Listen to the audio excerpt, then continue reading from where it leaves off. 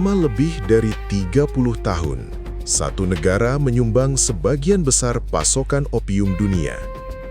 Afghanistan bukan hanya medan konflik geopolitik, tetapi juga pusat ekonomi narkotika global yang nilainya mencapai miliaran dolar setiap tahun. Di tengah perang, pergantian rezim, dan intervensi internasional, satu pertanyaan terus muncul. Apakah perdagangan narkoba membentuk kekuasaan, atau justru kekuasaan yang memanfaatkan perdagangan tersebut untuk bertahan? Hubungan antara Taliban dan opium bukan cerita hitam putih tentang larangan dan dukungan.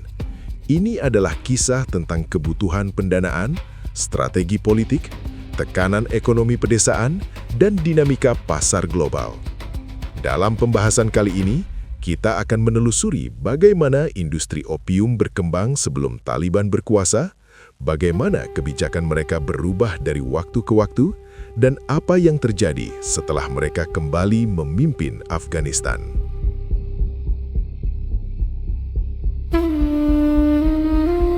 Afghanistan selama beberapa dekade menjadi produsen opium terbesar di dunia. Posisi ini bukan muncul secara tiba-tiba, melainkan terbentuk dari kombinasi perang berkepanjangan, runtuhnya ekonomi formal, dan lemahnya kontrol negara. Sejak konflik melawan Uni Soviet pada 1980-an, infrastruktur hancur, industri berhenti, dan banyak wilayah pedesaan kehilangan akses pada pasar legal. Dalam situasi itu, Poppy menawarkan solusi ekonomi yang cepat dan stabil.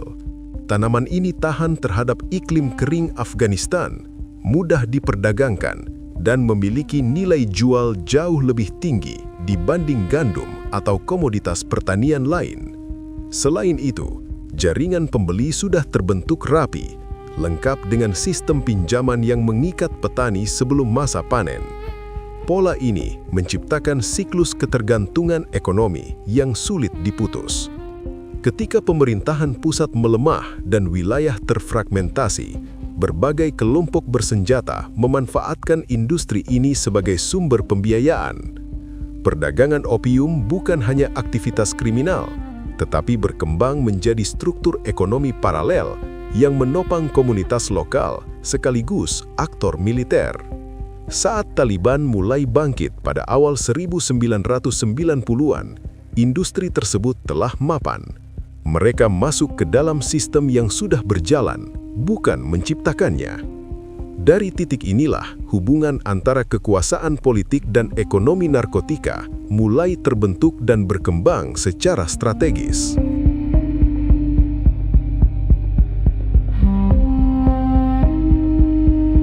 Ketika Taliban muncul di awal 1990-an di Afghanistan Selatan, pembiayaan mereka belum bertumpu pada narkotika. Pada fase awal, kelompok ini memperoleh dukungan dari jaringan eksternal, termasuk simpatisan di Pakistan dan sumber dana dari kawasan Teluk. Selain itu, mereka memanfaatkan perdagangan lintas batas, pungutan jalan, serta kontrol atas rute distribusi barang untuk membangun kas organisasi. Seiring ekspansi wilayah, kebutuhan logistik meningkat. Mengelola pasukan, membeli persenjataan, dan mempertahankan administrasi di daerah yang dikuasai memerlukan aliran dana yang konsisten. Dalam konteks ini, industri opium yang sudah mapan menjadi sumber pemasukan yang sulit diabaikan. Pada awal kekuasaannya, Taliban sempat menyampaikan penolakan terhadap narkotika dengan alasan agama. Namun, pendekatan tersebut tidak konsisten.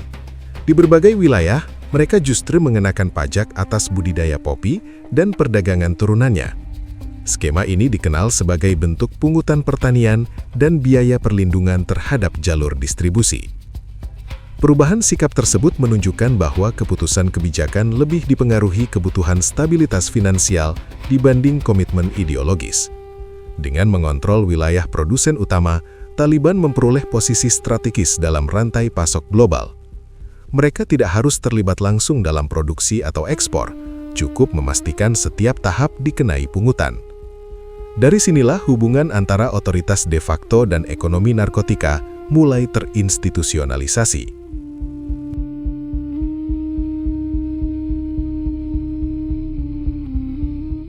Menjelang akhir kekuasaan pertamanya, Taliban mengambil langkah yang mengejutkan. Pada tahun 2000, mereka mengumumkan larangan nasional terhadap budidaya popi. Kebijakan ini menyebabkan penurunan produksi opium secara drastis dalam waktu singkat. Banyak wilayah yang sebelumnya menjadi pusat penanaman berhenti beroperasi hampir sepenuhnya. Keputusan tersebut memunculkan berbagai interpretasi. Sebagian melihatnya sebagai upaya memperoleh legitimasi internasional dan membuka peluang pengakuan diplomatik. Ada pula yang menilai langkah ini sebagai strategi pengendalian pasar karena stok opium yang sudah tersimpan tetap beredar dan nilainya meningkat akibat kelangkaan pasokan baru. Dampaknya terhadap masyarakat pedesaan sangat signifikan. Petani kehilangan sumber pendapatan utama tanpa adanya alternatif ekonomi yang memadai.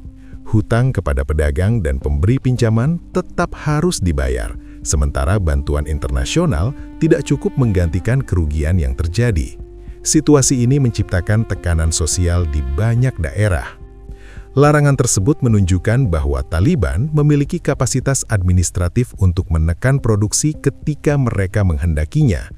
Namun, kebijakan ini juga menegaskan bahwa pengendalian narkotika sangat terkait dengan kalkulasi politik dan ekonomi, bukan semata pertimbangan moral. Ketika rezim tersebut runtuh pada 2001 akibat intervensi internasional, struktur ekonomi yang sempat ditekan kembali bergerak cepat.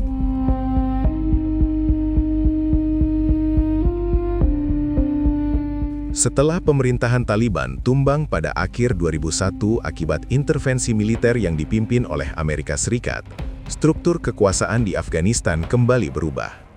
Pemerintahan baru yang didukung komunitas internasional berupaya membangun kembali institusi negara, termasuk aparat keamanan dan sistem hukum. Namun dalam praktiknya, kontrol terhadap wilayah pedesaan tetap lemah. Dalam kekosongan tersebut, budidaya popi kembali meningkat dengan cepat.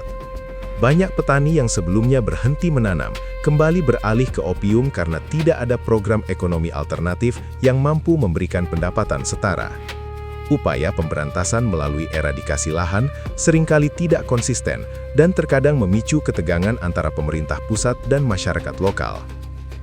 Di sisi lain, Taliban yang berubah menjadi kelompok pemberontak memanfaatkan situasi ini.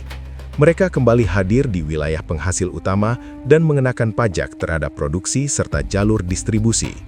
Pendapatan dari sektor ini membantu membiayai operasi militer, perekrutan, dan logistik selama perang melawan pemerintah Kabul dan pasukan asing.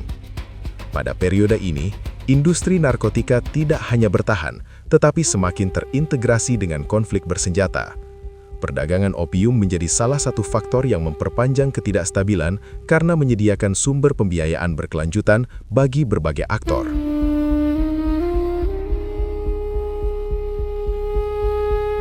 Selama periode 2002 hingga 2021, Taliban bertransformasi menjadi gerakan pemberontakan yang terorganisir dengan struktur komando yang lebih rapi. Dalam fase ini, hubungan mereka dengan industri opium semakin sistematis. Di wilayah yang mereka pengaruhi, diterapkan mekanisme pungutan tetap terhadap petani, pengolah, dan pengangkut.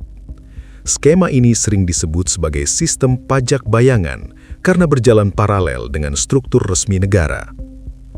Besaran pungutan bervariasi, namun umumnya berbentuk persentase dari hasil panen atau biaya tetap atas perlindungan jalur distribusi.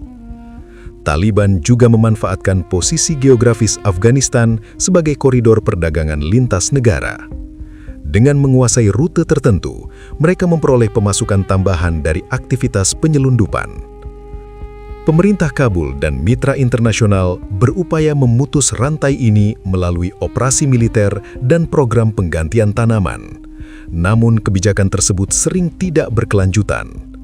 Ketika bantuan berhenti atau keamanan memburuk, petani kembali memilih komoditas yang paling menguntungkan.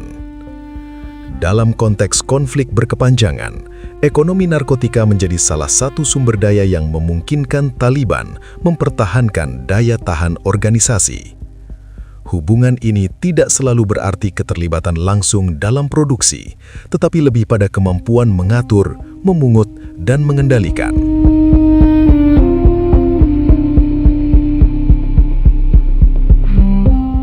Pada Agustus 2021, Taliban kembali menguasai Afghanistan setelah runtuhnya pemerintahan sebelumnya. Dengan status sebagai otoritas de facto, mereka menghadapi tantangan berbeda dibanding masa pemberontakan. Kini, mereka harus mengelola ekonomi nasional yang terisolasi, menghadapi sanksi internasional, serta krisis likuiditas yang membatasi akses terhadap sistem keuangan global. Dalam konteks tersebut, pada 2022 diumumkan kembali larangan budidaya popi. Kebijakan ini disampaikan sebagai komitmen untuk menghentikan produksi narkotika. Pernyataan tersebut juga memiliki dimensi politik karena dapat dibaca sebagai sinyal kepada komunitas internasional bahwa pemerintahan baru ingin menunjukkan kapasitas pengendalian. Data awal menunjukkan penurunan signifikan pada luas tanam di beberapa wilayah utama, namun implementasi tidak merata. Di sebagian daerah, penegakan berlangsung ketat. Di wilayah lain, praktik masih terjadi secara tersembunyi. Situasi ini mencerminkan kompleksitas antara kebutuhan stabilitas ekonomi lokal dan upaya membangun citra pemerintahan yang lebih terkendali. Kebijakan tersebut kembali menempatkan masyarakat pedesaan pada posisi rentan. Tanpa dukungan ekonomi alternatif, pembatasan mendadak berpotensi menimbulkan tekanan sosial baru. Pada saat yang sama, muncul indikasi pergeseran sebagian jaringan menuju produksi zat sintetis.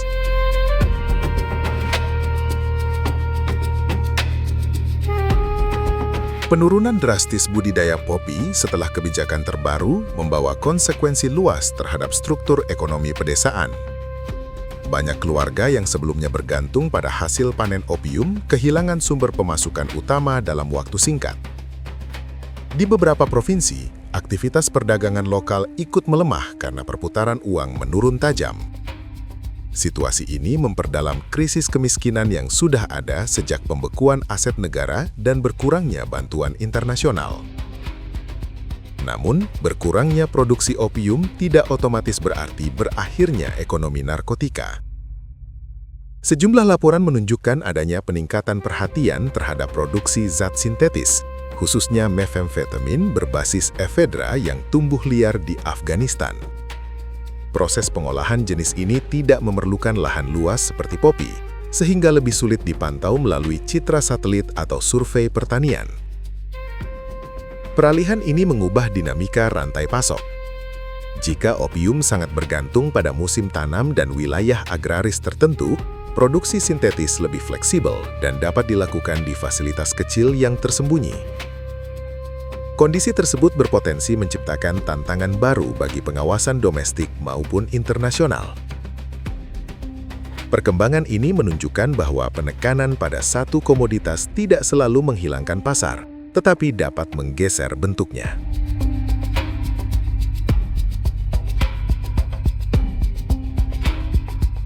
Situasi terbaru menempatkan Afghanistan pada persimpangan penting.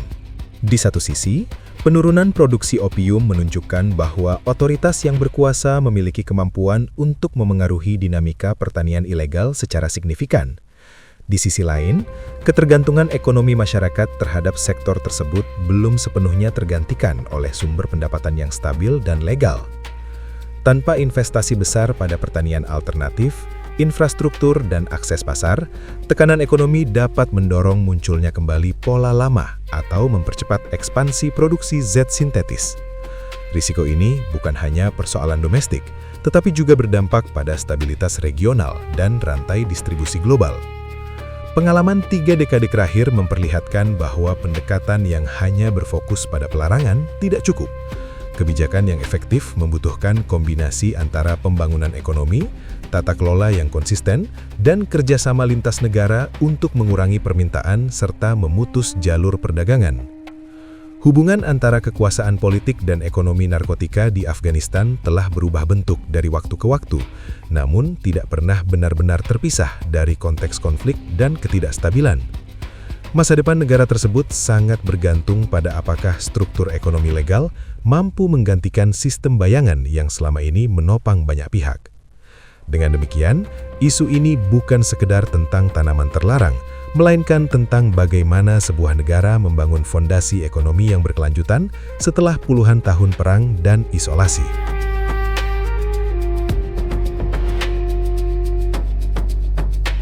Perjalanan Afghanistan dalam 3 dekade terakhir menunjukkan bahwa ekonomi ilegal tidak berdiri sendiri. Ia tumbuh di ruang kosong yang ditinggalkan oleh konflik, kemiskinan, dan lemahnya institusi negara. Taliban pernah membatasi produksi, pernah membiarkannya berkembang, dan kini kembali mencoba mengendalikannya. Namun setiap kebijakan membawa konsekuensi sosial dan ekonomi yang kompleks. Selama alternatif ekonomi belum benar-benar tersedia, tekanan untuk kembali pada sistem lama akan selalu ada. Dan selama permintaan global terhadap narkotika tetap tinggi, Afghanistan akan terus berada dalam pusaran perdagangan internasional.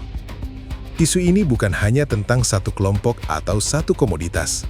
Ini tentang bagaimana stabilitas, pembangunan, dan kebijakan global saling terhubung dalam membentuk masa depan sebuah negara yang telah lama berada di pusat perhatian dunia.